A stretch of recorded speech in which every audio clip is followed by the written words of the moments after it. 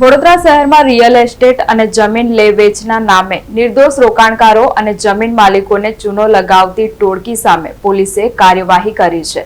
Gotri police સ્ટેશનમાં નોંધાયેલા કરોડોની છેતરપિંડીના ગુનામાં વડોદરા શહેરના કુખ્યાત બિલ્ડર ભૂપેન્દ્ર શાંતિલાલ ઉર્ફે ટીનો શાહ અને તેના સાગીરથ વિજય પંચાલની ધરપકડ કરવામાં આવી છે અને પોલીસે 4 સામે ગુનો નોંધીને વધુ તપાસ હાથ ધરી છે।